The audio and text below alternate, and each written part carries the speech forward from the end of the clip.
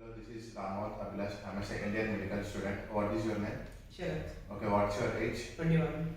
Okay, today I'm going to examine the cranial nerves. Shall we do that? Yes. Okay. Do you have headache? No. Okay, do you have any seizures No. or dizziness? No. Okay. Do you have any involuntary movements like tremors? No. Okay. Do you have any numbness in your hand or legs? No. Okay. Can we start now? Yes. Okay. Now, olfactory examination. First, make sure that each nasal passage is patent by compressing one side of the nose and ask the patient to sniff through the other. Then ask the patient to close both the eyes. Now, occlude one nostril and test smell in the other with substance like cloves, coffee, soap, or vanilla. Normally, the patient identify them correctly. Now cranial now to optic examination. Test visual acuity. Test each eye separately and both eyes together. Occasionally in stroke patient, for example, patient will complain of partial loss of vision and testing of both eyes reveals a visual field defect. Now perform static finger wiggling test. Test both sides at once from opposite side. Use two static fingers in one quadrant. Now I'm going to perform visual acuity by using Snellen chart. If the patient will have glasses, please ask them to remove. Now measure the distance from the Snellen chart and it should be 20 feet. Now ask the patient to stand up and close one eye with card and read the smallest line possible. And please repeat with other eye also. Note the readings for both eyes and tell the patient.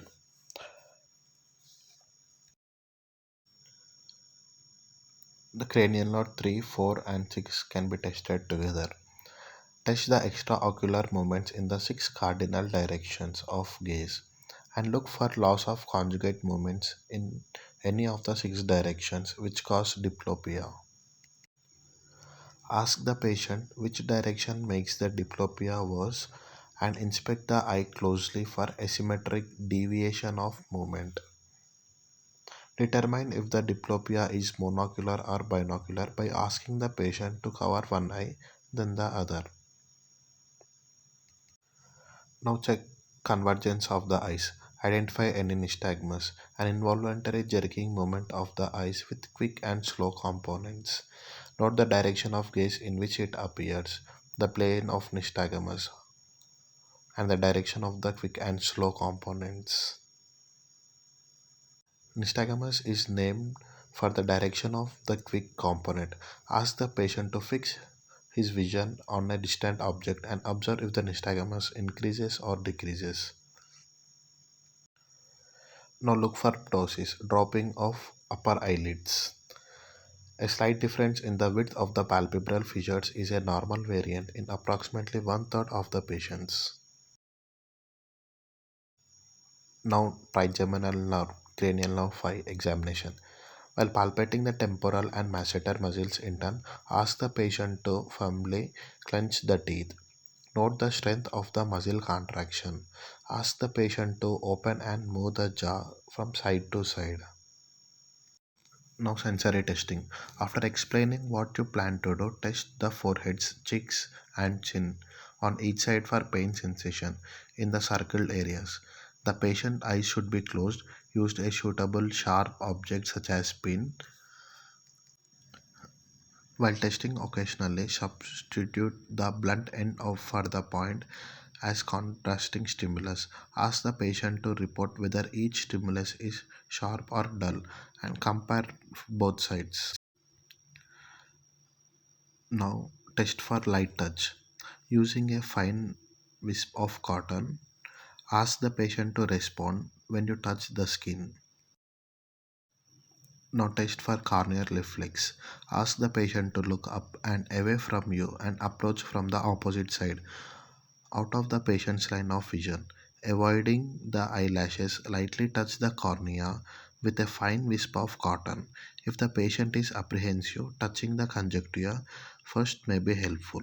Inspect for blinking of both eyes, the normal reaction of this stimulus. Contact lenses interfere with this testing. Now, cranial nerve 7 facial nerve examination. Inspect the face both at rest and during conversation with the patient. Close both eyes tightly so that you cannot open them. Test muscular strength by trying to open them and ask the patient to raise both eyebrows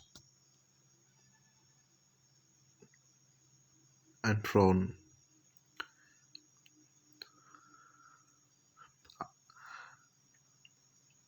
and ask the patient to show both upper and lower teeth.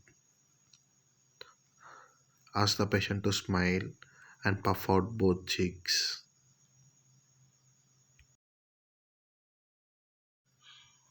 Now, cranial nerve 8 vestibulocochlear nerve. Access hearing with the whispered voice test. Ask the patient to repeat numbers whispered in one ear while blocking or rubbing fingers next to the contralateral ear. If hearing loss is present, determine if the loss is conductive from impaired air through ear transmission or sensorineural from damage to the cochlear branch of cranial nerve.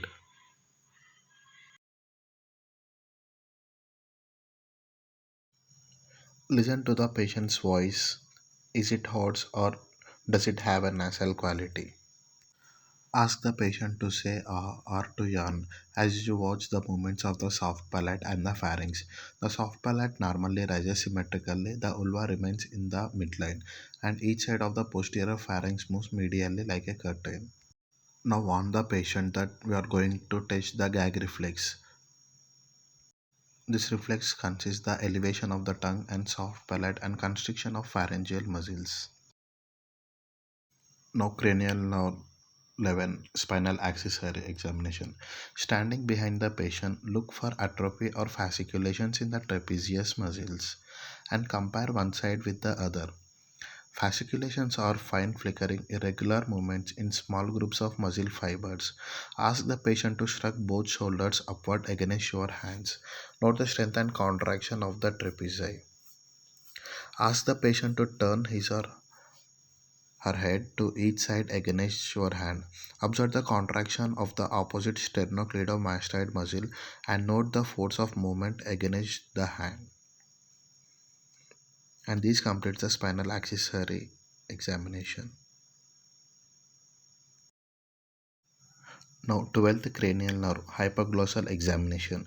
Inspect the patient's tongue as it lies on the floor of the mouth. Look for any atrophy or fasciculations. Some coarse restless movements are normal. Then, with the patient's tongue protruded, look for symmetry, atrophy, or deviation from the midline. Ask the patient to move the tongue from side to side and ask the patient to push the tongue against the inside of each cheek in turn as you palpate externally for Okay, strength. now this completes your complete cranial nerve examination. Okay, thanks for your cooperation. Thank you.